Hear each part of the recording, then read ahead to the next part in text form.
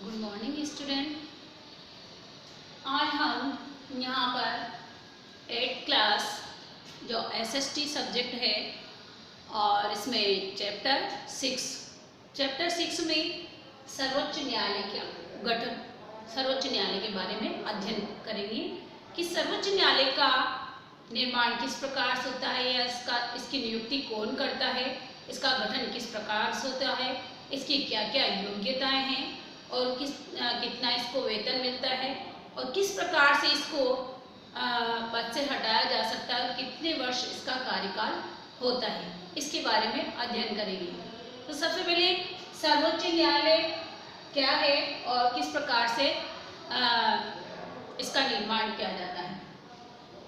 सर्वोच्च न्यायालय का गठन उससे पूर्व हम देखेंगे सर्वोच्च न्यायालय।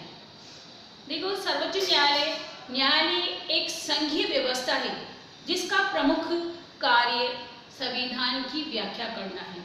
इसका प्रमुख कार्य क्या है? संविधान की व्याख्या करना। अगर कभी व्यवस्थापिका के द्वारा इस प्रकार का कानून का निर्माण कर दिया जाता है जो न तो जनता को मान्य होता है और संविधान के विरुद्ध हो, इस प्रकार संविधान के विरुद्ध इस प्रकार कानून को रोकना, उसकी व्याख्या करने का अधिकार सर्वोच्च न्यायालय को दिया गया है। क्योंकि सर्वोच्च न्यायालय क्या है?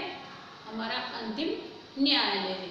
ये संविधान के प्रावधान के अनुसार कार्य करे और राज्य व केंद्र के बीच होने वाले जो विवाद हैं, उत्पन्न विवादों को सुलझाता है, उसकी सुनवाई करता है। सर्वोच्च न्यायालय के द्वारा जो राज्यों में उत्पन्न विवाद हैं उनको सुलझाए जाते हैं और संविधान में अंतिम व्याख्या का संरक्षण भी इसी को प्राप्त है।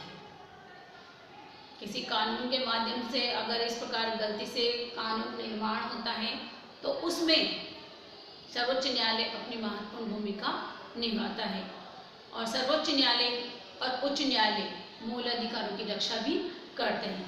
हमारे जो संविधान के द्वारा मूल अधिकार दिए गए हैं उन मूल अधिकारों की रक्षा भी करते हैं। तो सर्वोच्च न्यायालय को कुछ अधिकार भी दिए गए हैं और इस प्रकार इसका गठन किया जाता है और इसको निष्पक्ष स्वतंत्र रखा जाता है। किसी भी प्रकार से सरकार का इस पर कोई दबाव नहीं होता है। दूसरा पॉइंट यहाँ पर देखेंगे हम इसका गठन। सर्वोच्च न्यायालय में एक मुख्य न्यायाधीश होता है और अन्य न्यायाधीश होते हैं। सबसे पहले तो इसमें जब इसकी स्थापना की गई थी तब इसमें 7 न्यायाधीश होते थे, एक मुख्य न्यायाधीश और 7 इस प्रकार से। फिर उसकी संख्या 10 कर दी गई और इसको इसी प्रकार से बढ़ाकर इसकी संख्या 14 कर दी गई और बाद में 1986 में इसकी संख्या बढ़ाकर 26 कर दी, यानी कि 25 तो अन्य न्यायाधीश और एक मुख्य न्यायाधीश। परंतु आज वर्तमान में इनकी संख्या बढ़ाकर एक मुख्य न्यायाधीश और 30 अन्य न्यायाधीश, इस प्रकार से 31 इसकी संख्या कर दी गई है। तो वर्तमान में सर्वोच्च न्यायालय में 31 मुख्य न्यायाधीश सहित न्यायाधीश होते हैं। तो इस प्रकार सर्वोच्च न्यायालय में इनका गठन किया जाता है और इनका संविधान की व्याख्या करना, आवश्यकता पड़ने पर संसद और हो सकता है इसकी संख्या में वृद्धि कर दे। जैसे कि 31 इसकी संख्या, तो संसद को लगे कि ये कम है तो संसद ही इनकी संख्या में वृद्धि कर सकती है। और सर्वोच्च न्यायालय के न्यायाधीश की नियुक्ति राष्ट्रपति के द्वारा की जाती है और निष्पक्ष रूप से इसकी नियुक्ति की जाती है। अब आता है दूसरा, न्यायाधीशों की योग्यता। न्यायाधीशों में महत्वपूर्ण योग्यता होती है। एक तो सभी में होनी जरूरी है कि वह भारत का नागरिक हो, यानी अन्य किसी विदेशी नागरिक को हम न्यायाधीश नहीं बना सकते। क्यों? क्योंकि वह अपने देश के हित में तो इसलिए नहीं देगा, इसलिए भारत का नागरिक ही इस पद के लिए आसीन हो सकता है। दूसरा है, वह किसी उच्च न्यायालय में कम से कम 5 वर्ष तक न्यायाधीश के पद पर कार्य कर चुका हो, यानी कि 5 वर्ष तक वो किसी उच्च न्यायालय में न्यायाधीश के पद पर कार्य कर चुका हो, तो वो इस योग्य हो जाता है कि न्यायाधीश के पद के योग्य, सर्वोच्च न्यायालय के न्यायाधीश पद पर योग्य बन जाता है। दूसरी है वो भारत के किसी उच्च न्यायालय या अधीनस्थ न्यायालय में, उच्च न्यायालय में या अधीनस्थ न्यायालय में कम से कम उसने 10 वर्ष का कार्य अनुभव प्राप्त किया हो। तो इन जो योग्यताओं में है, एक राष्ट्रपति की निगाह में वो विधिवेता हो, कानून का ज्ञाता हो, तो इसमें से किसी एक योग्यता का होना उसमें आवश्यक होता है, क्योंकि जब तक उसमें विधि संबंधित कोई योग्यता नहीं होगी तो वो क्या होगा, इस पद के लिए योग्य नहीं माना जाएगा। अब आगे है तीसरी, न्यायाधीशों का वेतनमान। जब न्यायाधीशों की नियुक्ति की जाती है तो उसका वेतनमान राष्ट्रपति के समतिनी बराबर या उसके समतुल्य होता है, क्योंकि वो इस प्रकार निष्पक्ष और निर्भय होकर कार्य करता है, क्योंकि उसका कार्यभार 65 वर्ष की आयु तक वो काम करता है। लंबा कार्यकाल होता है तो उसको अपने पद का कोई डर और भय नहीं होता।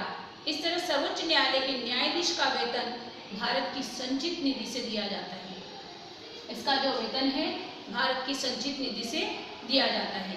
वो अपने कार्य के दौरान अन्य सुख सुविधाएं भी प्राप्त करता है, जो उसे राष्ट्रपति को और सभी को जो सुख सुविधाएं वेतन के अलावा भत्ते वगैरह मिलते हैं, तो उसको भी ये सब आवास सुविधा, आने जाने के लिए वाहन साधन, सभी सुविधाएं उसे उपलब्ध कराई जाती है।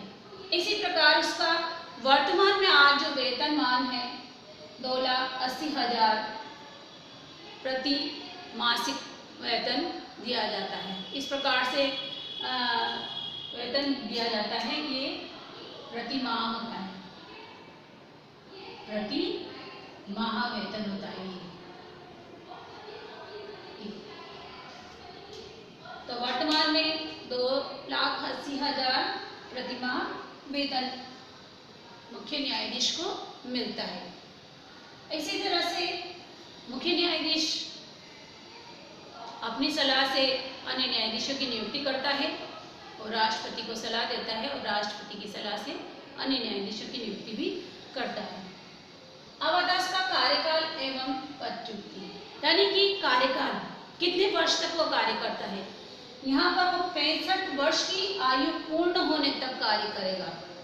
चाहे तो अगर सोचे से वो चाहे तो अपना त्याग पत्र दे सकता है, तो 65 वर्ष की आयु पूर्ण होने तक वो कार्य कर सकता है।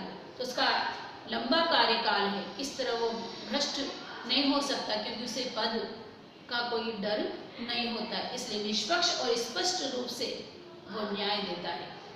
तो यहाँ पर 65 वर्ष की आयु होने तक वो कार्य कर सकता है। और इसमें उसे ये कार्यकाल अब आता है पदच्युति, यानी कि पद से हटाया जाता है। केवल महाभियोग के माध्यम से ही उसे पद से हटाया जा सकता है, क्योंकि महाभियोग और माध्यम नहीं है, क्योंकि उसे पद से केवल महाभियोग के माध्यम से ही हटाया जा सकता है। और महाभियोग एक ऐसी कठिन प्रक्रिया है जो संसद के दोनों सदनों में जो महाभियोग पारित होगा तभी उस पर महाभियोग लगाया जाएगा। संसद के दोनों सदनों में, यानी कि लोकसभा में पारित होगा पहले, अगर वो पूर्ण बहुमत या 2/3 से पारित हो जाता है तो राज्यसभा में जाएगा। राज्यसभा में भी पूर्ण या 2/3 बहुमत से पारित होना आवश्यक है। अगर ऐसा होता है कि संसद के दोनों सदन उसे 2/3 बहुमत से पारित कर देते हैं, तो उस दिन, जिस दिन से ये संसद में भेजा है, उस दिन से मुख्य न्यायाधीश हटा हुआ माना जा सकता है। एक ही प्रक्रिया है महाभियोग, इसी के माध्यम से इसे हटाया जा सकता है। आज तक वैसे किसी पर महाभियोग का आरोप नहीं लगाया गया है। एक बार केवल 1993 में श्री वी रामास्वामी के विरुद्ध ये महाभियोग लाया गया था, केवल इस संसद के एक सदन लोकसभा में ही पेश नहीं हो पाया। पारित ही नहीं हो पाया। फैसला तो लाया गया इसमें रामास्वामी के विरुद्ध, परंतु ये लागू नहीं हो पाया, इसलिए ये पारित नहीं होने के कारण खारिज कर दिया गया और ये महाभियोग लागू नहीं किया गया। तो हमारे भारत के राष्ट्रपति और सर्वोच्च न्यायालय के न्यायाधीश को केवल महाभियोग के माध्यम से ही हटाया जा सकता है, जो एक कठिन प्रक्रिया है। तो आज हमने देखो यहाँ पर सर्वोच्च न्यायालय उसका गठन किस प्रकार से किया गया, कितने न्यायाधीश अब वर्तमान में हैं, न्यायाधीशों की योग्यता, 3 योग्यता मैंने बताया, उसमें से एक कोई योग्यता होना जरूरी है। न्यायाधीशों का वेतन 2.80 हजार, 2,80,000। कार्यकाल 65 वर्ष की आयु तक वो कार्य करेगा, महाभियोग द्वारा ही उसे हटाया जा सकता है। ये विभिन्न पॉइंट के आधार पर हमने सर्वोच्च न्यायालय का गठन देखा।